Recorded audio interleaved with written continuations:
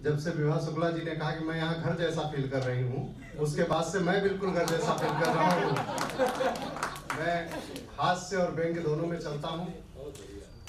एक शेर मुझे ऐसा लगता है कि मुझे यहाँ कहना चाहिए कि खोल कर आंचल से उसने एक सिक्का क्या दिया, खोल कर आंचल से उसने एक सिक्का क्या दिया, यूं लगा माने जमाने भर की दौलत सौंप दी। ये शेर मैं इस संदर्भ में कह रहा हूँ कि बाबा दिनकर की पंक्तियां मैं समर्पित करता हूँ कि बड़ी वो रूह जो रोए बिना तन से निकलती है, बड़ा वो आदमी जो जिंदगी भर काम करता है। आदरणीय अनिल मिश्र जी को मैं ये समर्पित करता हूँ।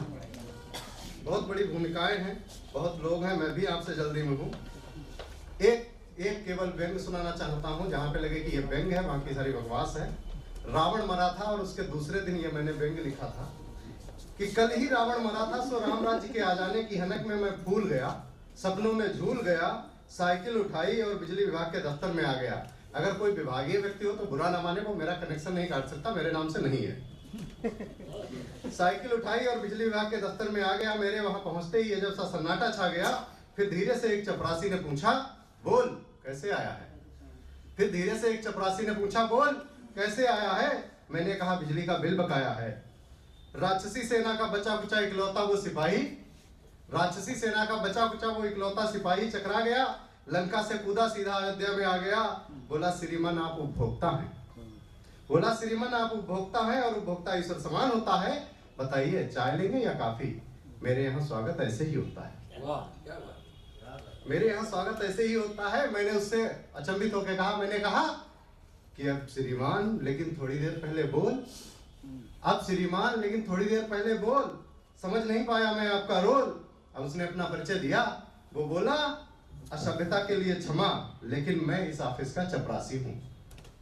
असभ्यता के लिए क्षमा लेकिन मैं इस ऑफिस का चपरासी हूँ। साहब के चेहरे की मुस्कान और उपभोक्ता के चेहरे की उदासी हूँ। साहब और उपभोक्ता के बीच में इंसुलेटर का काम करता हूँ। साहब और उपभोक्ता के बीच में इंसुलेटर का काम करता हूँ। या यूं कह लो कि मैं साहब के चाय पानी का इंतजाम करता हूँ। या यूं कह लो कि मैं साहब के चाय पानी का इंतजाम करता हूँ। यकीन मानिए भैया, आज तक कभी भी नियत में खोट नहीं आया। केवल बाबूजी को खिलाने से पहले शुद्धता जांचने के लिए थोड़ा सा खाया।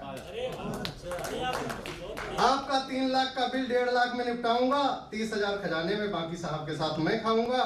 मैं हकलाया, इतना इतना इतना इतना घूस मैं नहीं दे पाऊंगा। मैं इनसे बड़े साहब के पास जाऊंगा, मैं इनसे बड़े साहब के पास जाऊंगा। पूछूंगा रावण मरने के बाद भी इतना अत्याचार है तो राम राज्य कैसे आएगा। तुम्हारा बिल चुकाने में तो मेरा घर बिक जाएगा। चपरासी मुस्कुराया, बोला जाइए जाइए शौक से जाइए, जाइए जाइए शौक से जाइए, लेकिन साहब ऑफिस में नहीं है, बंगले पर सो रहे हैं।